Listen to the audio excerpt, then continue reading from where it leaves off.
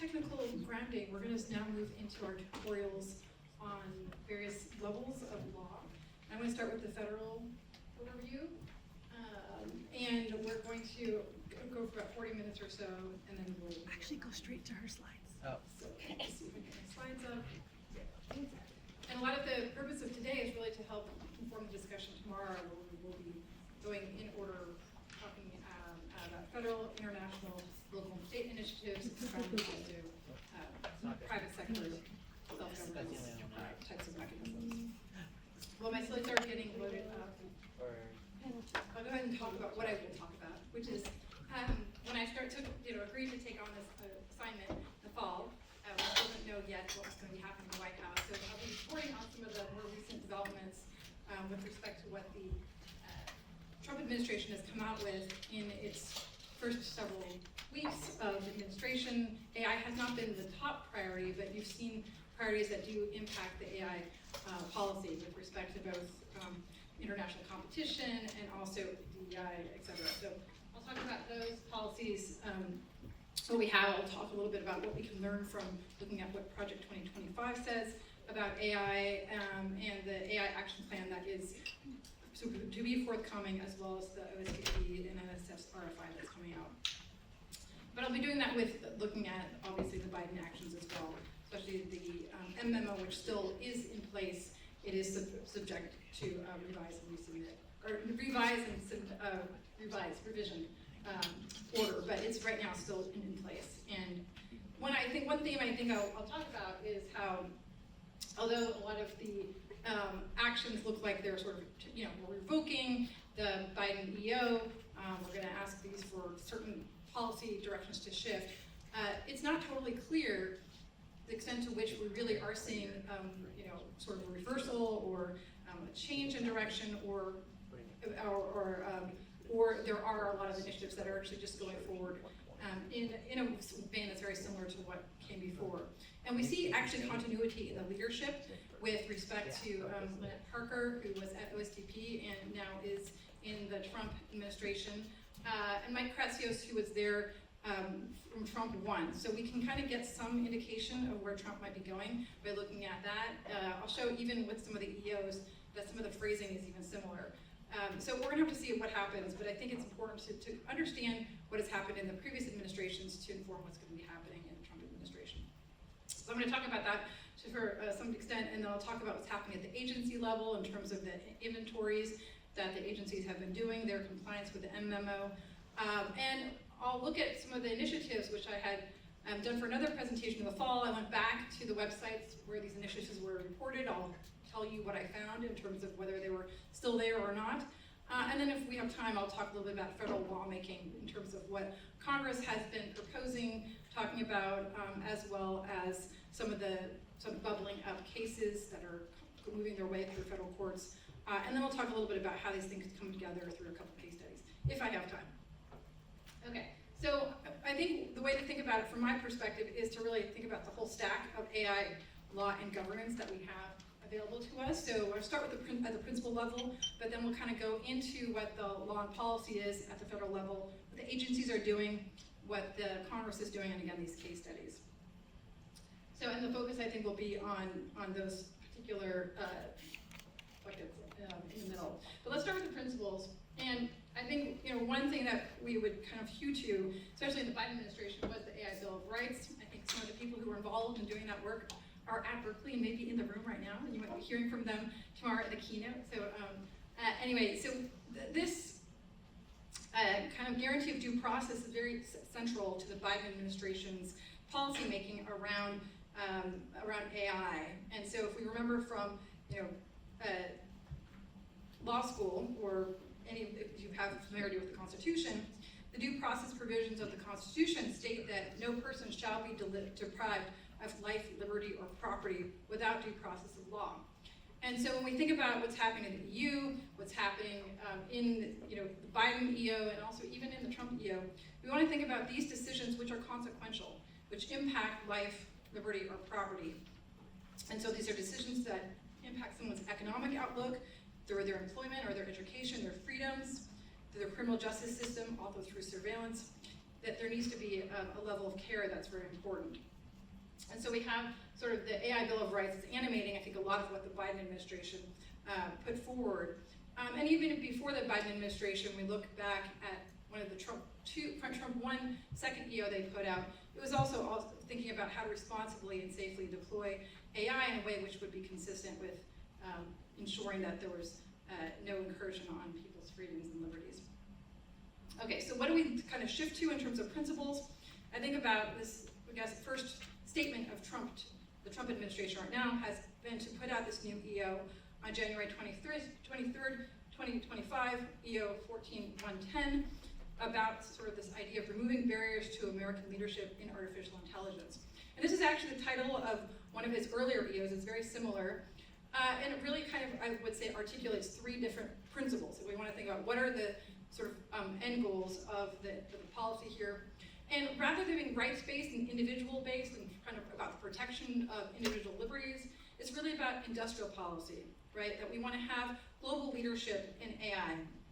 And of course, this theme was also present in the Biden EOs as well, but not as prominent. I would say that global leadership is really what's leading this.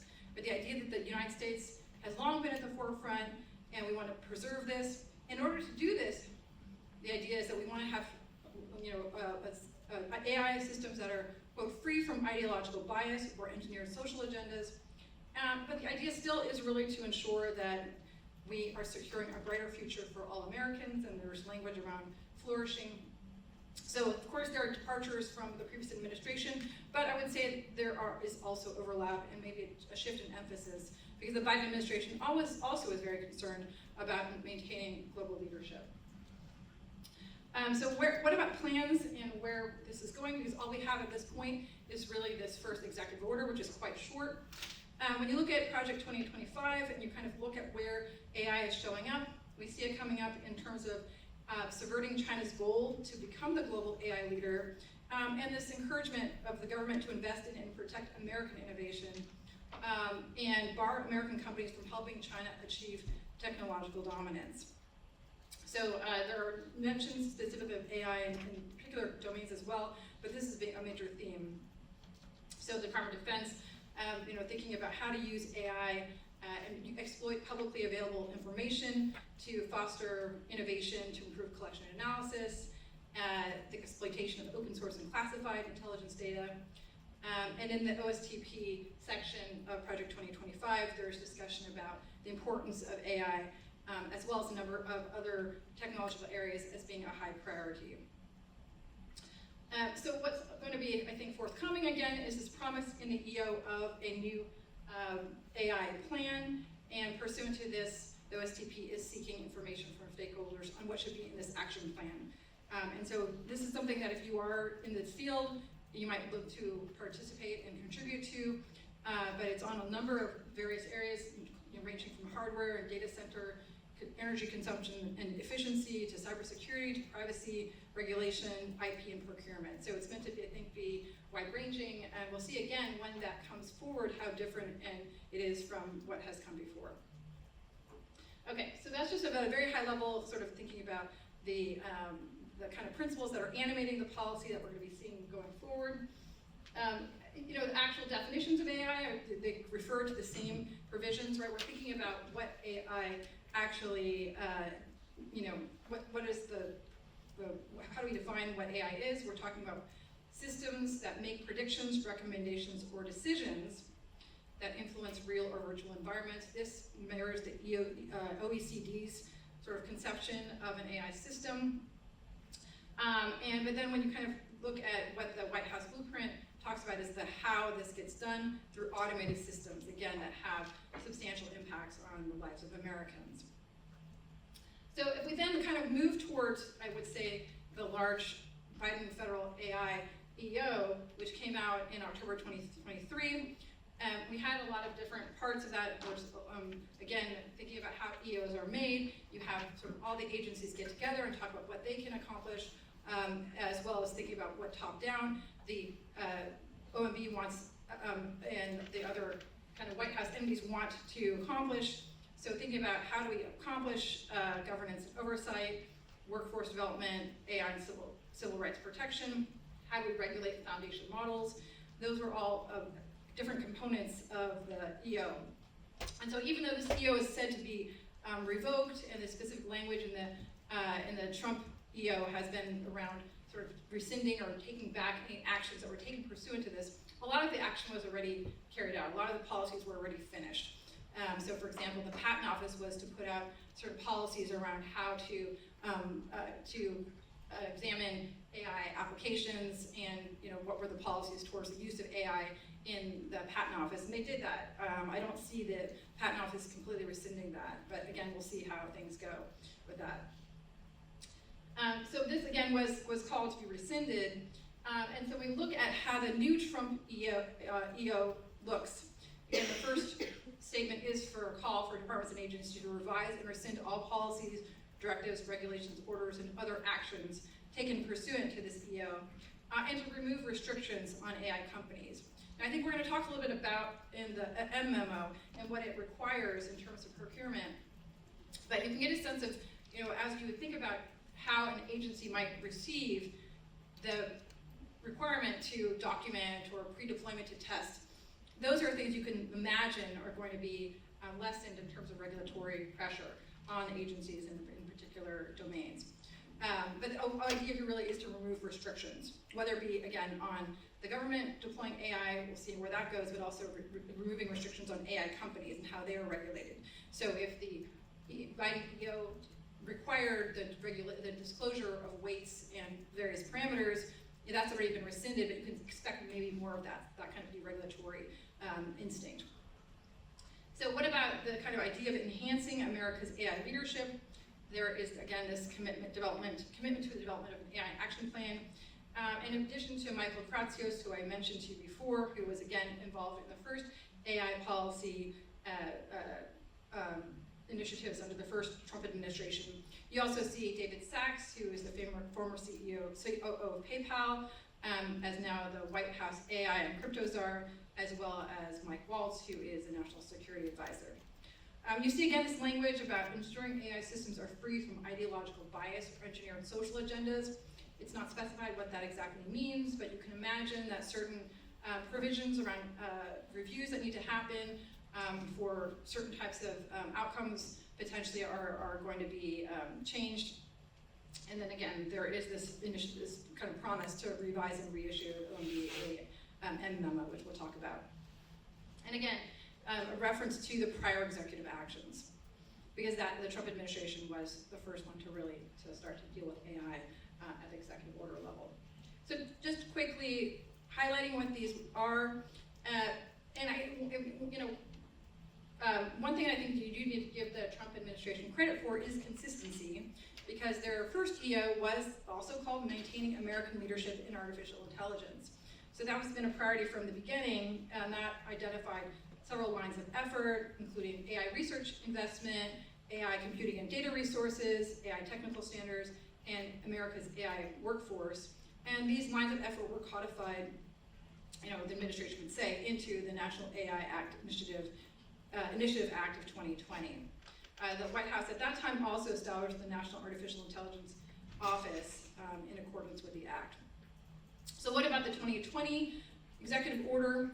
Well, here, again, the language is about looking at how do we ensure that we are developing and promoting the use of trustworthy AI in the federal government.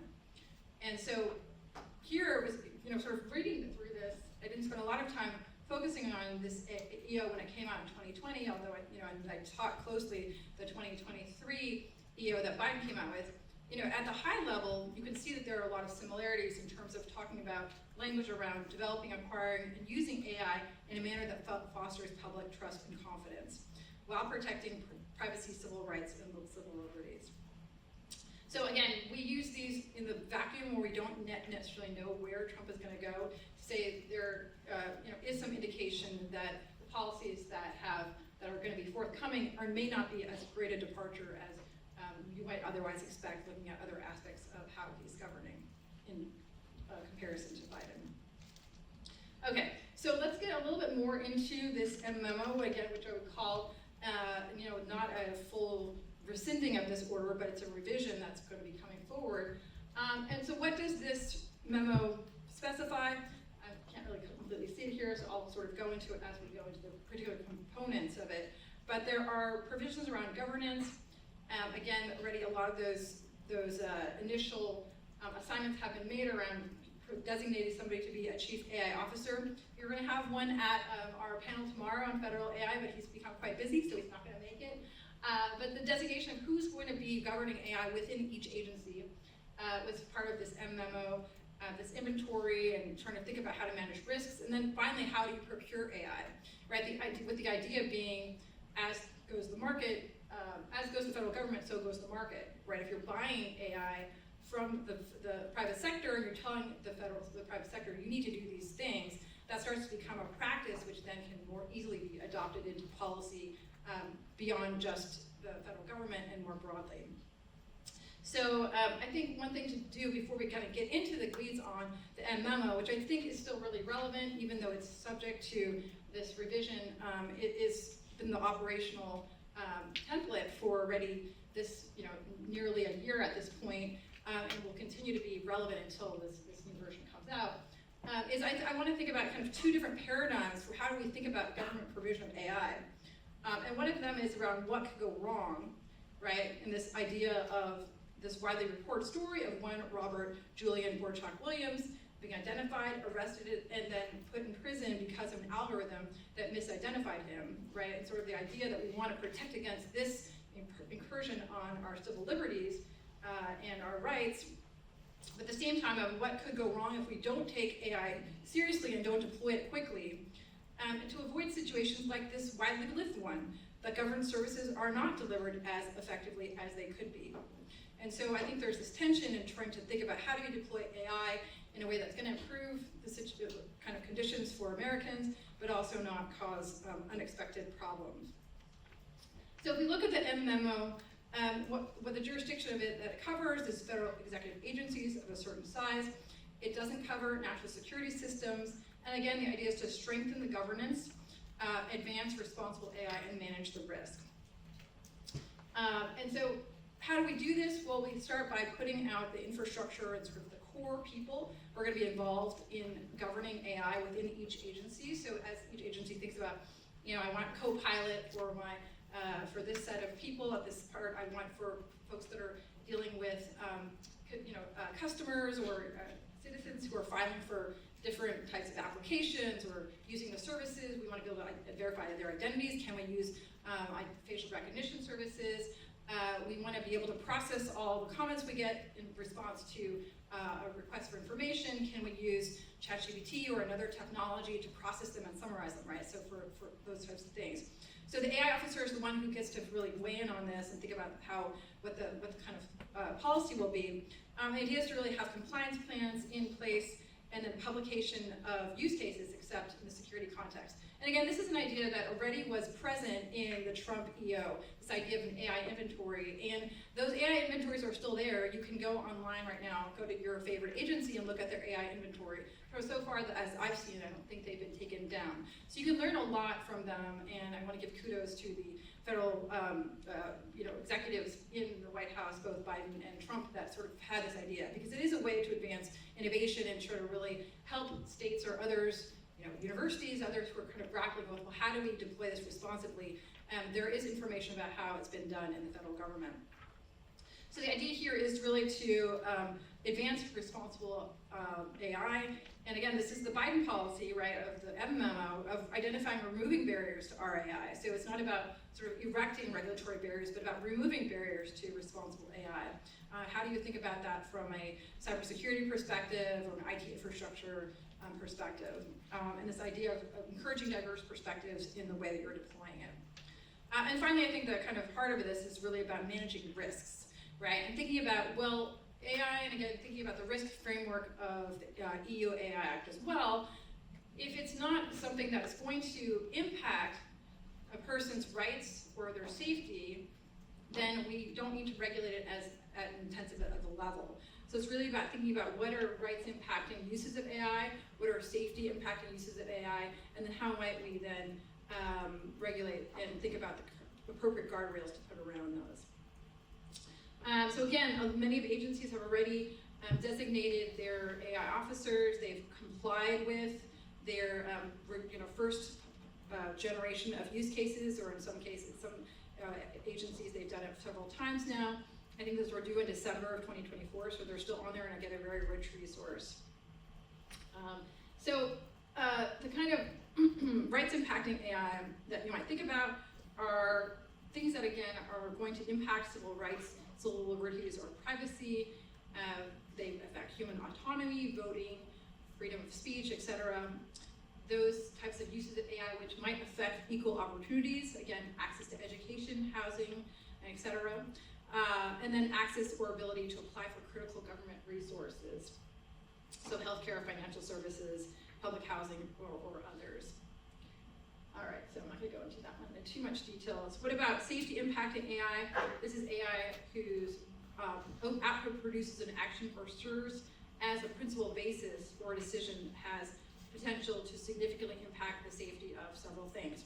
Now, this language was negotiated and worked over several drafts, and there was public comment on it. So, the thing about safety is you could think about many actions as impacting safety to some degree, but the limitation here is that the action involves AI needs to be the principal basis for a decision that has the potential to significantly impact the safety of human life or well-being, climate or the environment, critical infrastructure, or strategic assets or resources.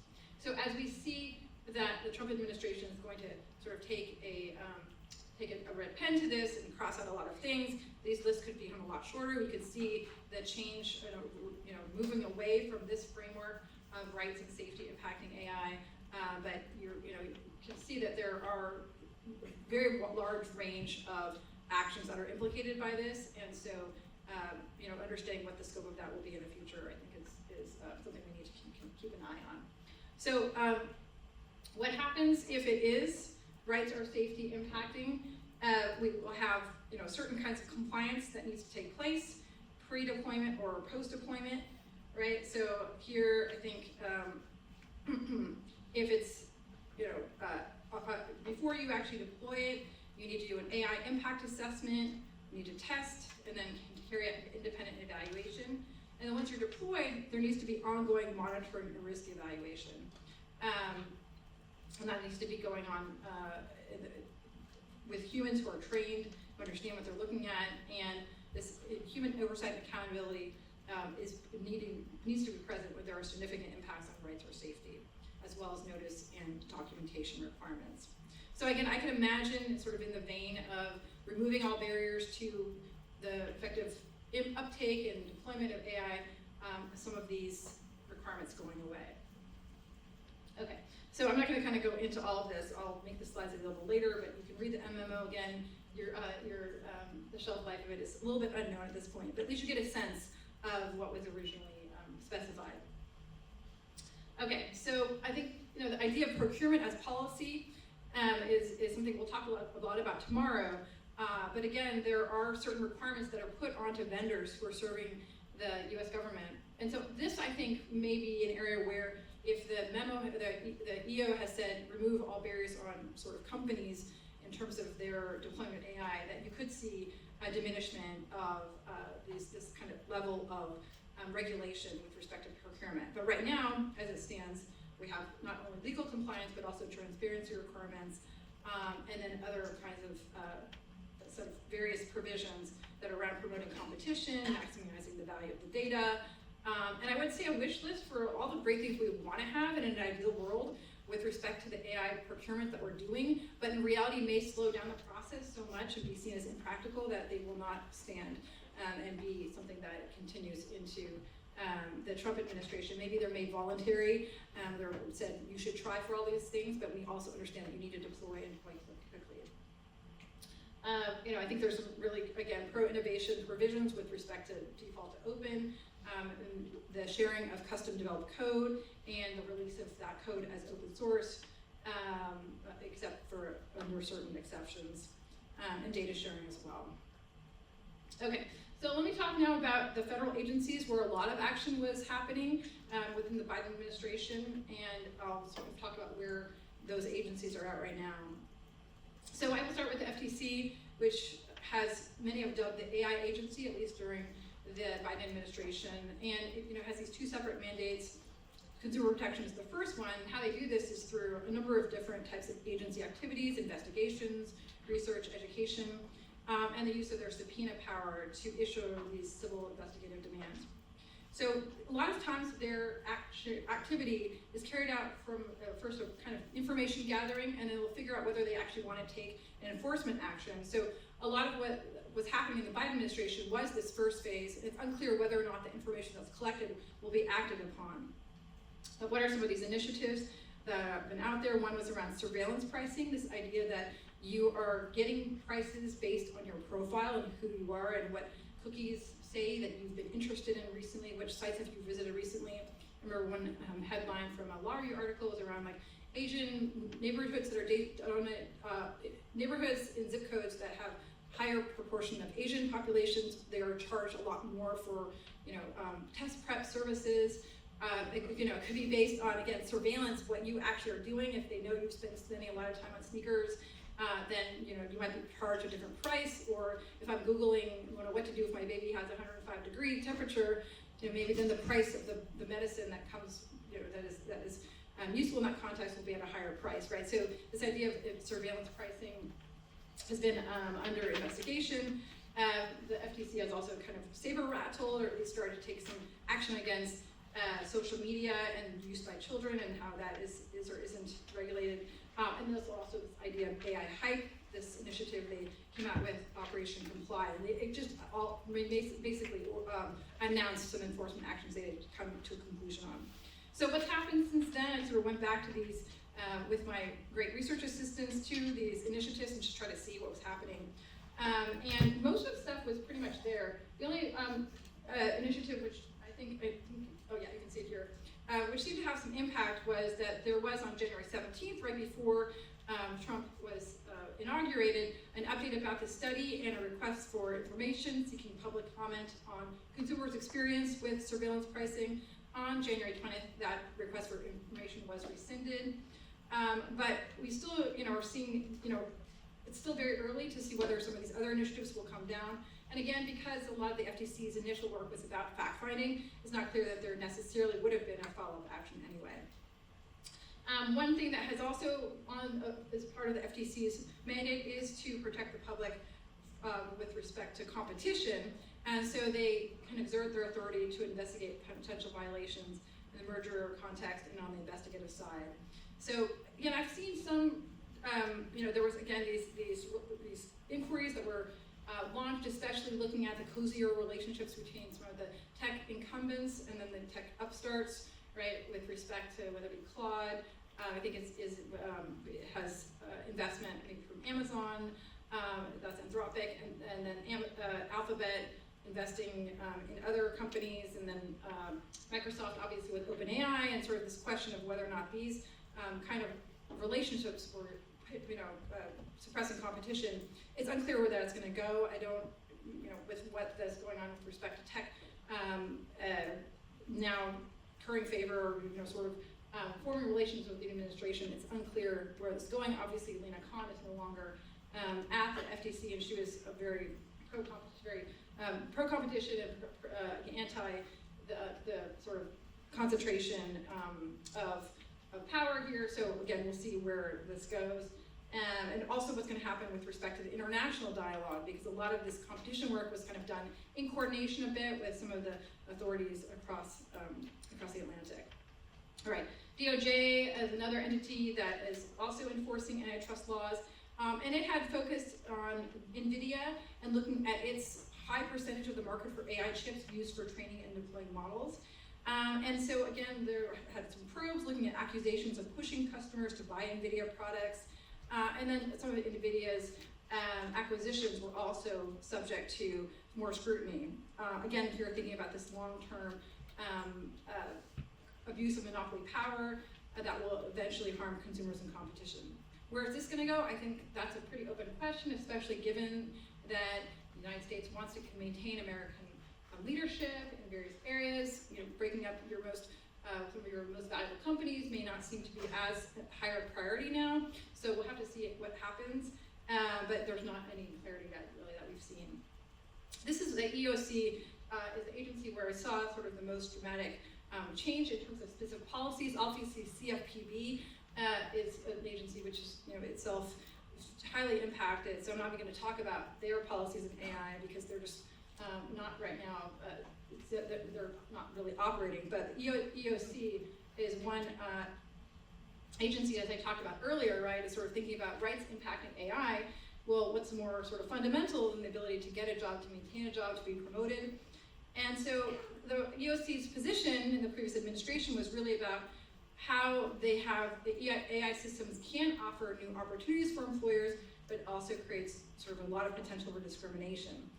And the sort of idea that 80% of companies are using AI for hiring, and then once you're in the workplace, a large share are using AI to surveil their workers and decide how to and whether to evaluate, promote, and compensate them. So the EOC had an initiative to examine more closely how these technologies were changing the way deployment decisions are made, and then provide guidance on that.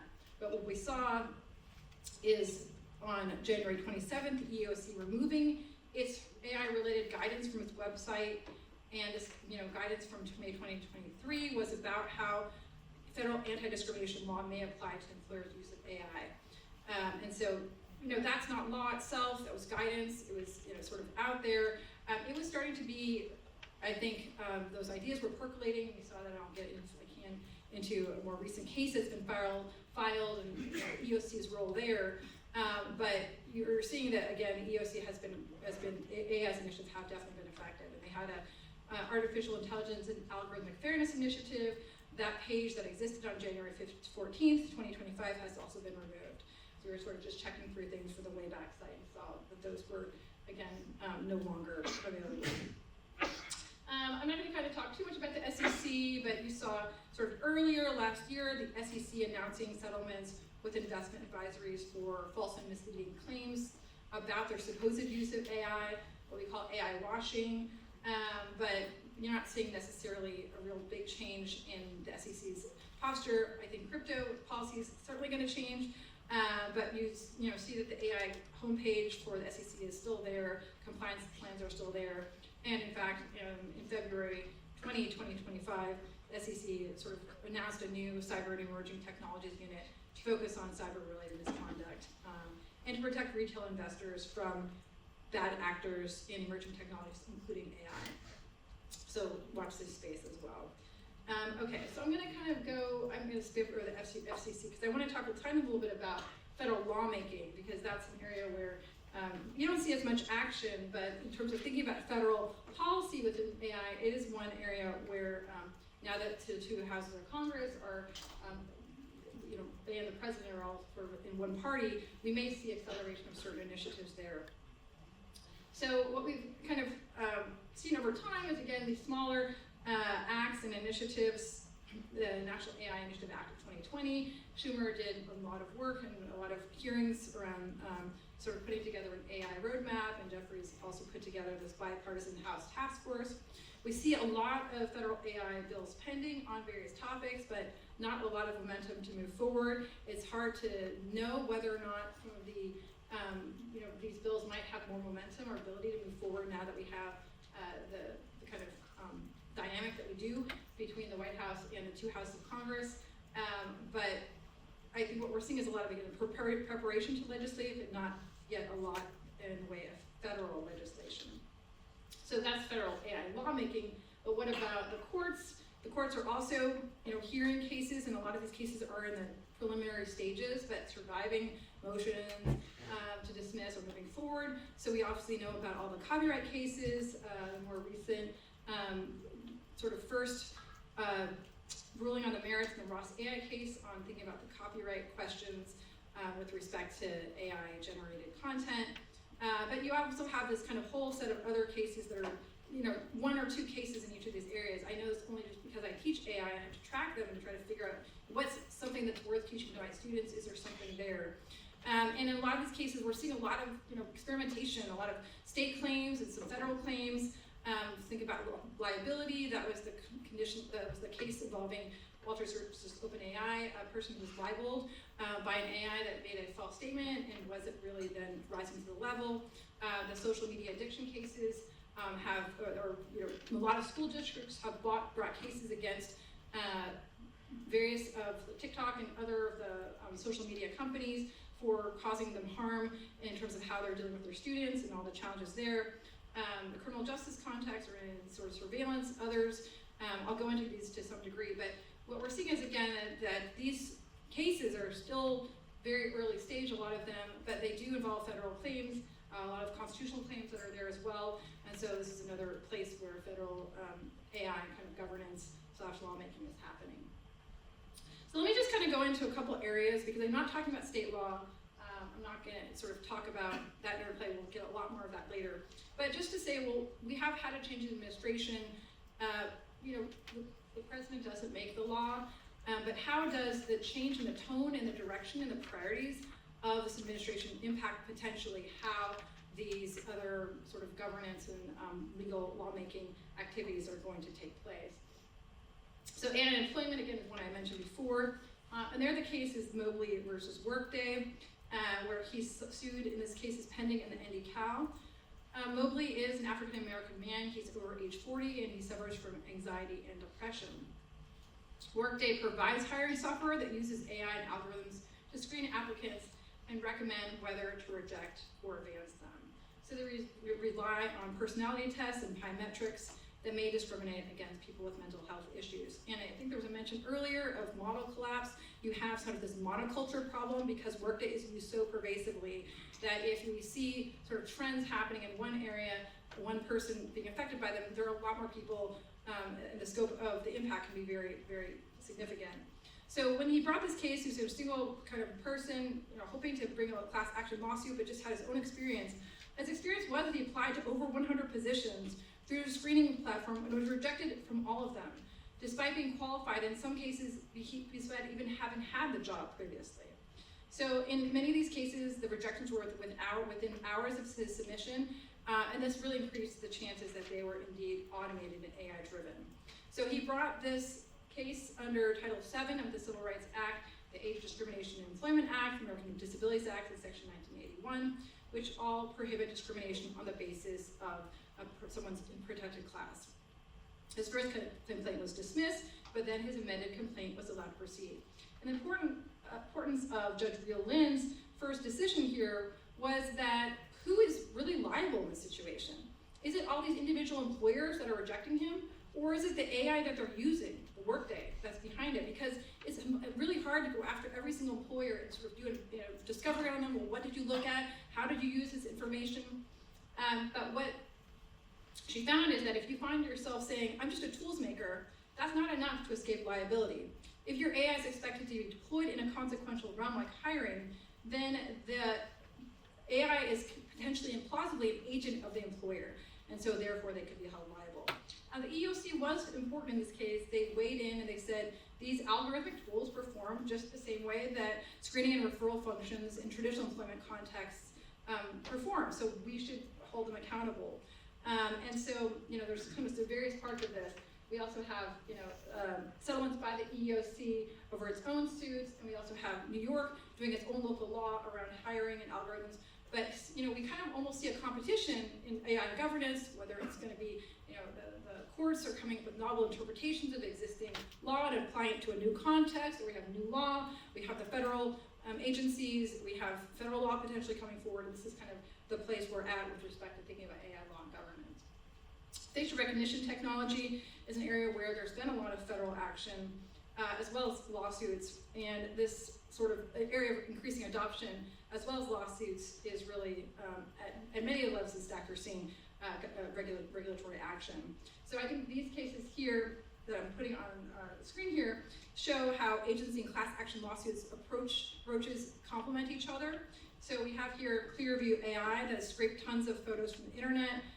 They boast of having 20 billion images in their database, probably images of all of us here, because they're taking these photos from all different sources. If you've been on social media, if you've posted yourself, friendly picture of you and your kid, they probably have it at some level. And they take these photos, they create mathematical vectors or biometric identifiers, and then they sell them to law enforcement and others. And vast amount of the scraping has been done without consent. And so we've had, again, many lawsuits brought about Clearview AI in the US and abroad. And again, they have multiple allegations: unjust enrichment, unfair competition, violation of the CCPA in California. The ones that have been successful at the class action level are around Illinois' Biometric Information and Privacy Act, BIPA. And you've seen these kind of wind their way. There's been now a point of settlement, with a huge class action that's being settled to the tune of $50 million in total, which is very little compared to the statutory and related damages, but this is substantial for this company.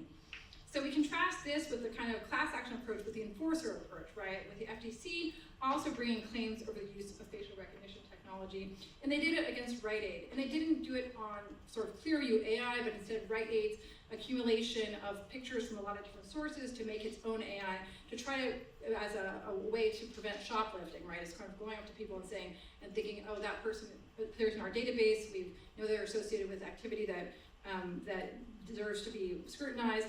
But unfortunately, this is a very shoddy database, and they were stopping and harassing a lot of people. So ultimately, Rite Aid agreed to a 5-year ban on using the technology for surveillance purposes. And again, you see this is more just one-off, but if the industry sees this and believes that the FTC will come after them as well, then you can also get some purchase there. So finally, and I think on the other hand, we are seeing facial recognition technology used I think for a lot of us in a very positive way. I will say this is a nice example for those of you who came on planes to see how actually the technology can be done right? Where we see the ability to have your credentials scanned when you're going through that sort of interaction with your agent. I need to stop, but I'll finish this sentence at least first. You have this option to decline the photo option, and you also have essentially a local storage, but not one that's kept, right? They're not trying to collect your data when you're going through and they're taking your picture. They're not trying to save it to then match it later on. They're just trying to verify that the ID that you're presenting is actually your picture. And so I think here is actually a really great success story. If you look at the OMB memo, it talks about the need for the ability of people to be able to use these services without any delay or losing their place in line. And so we have a really nice convergence, one I think that we all benefit from. And so can see the benefit of clear and strong governance mechanisms here. In the EU AI Act side, we also see nuance with respect to facial recognition in different contexts and cutoffs. So a lot of people will say they went too far or they didn't go far enough in regulation of facial recognition. But you see, again, that there are these different approaches that we're going to be able to talk about a lot more tomorrow. So I'll end here, and thank you very much.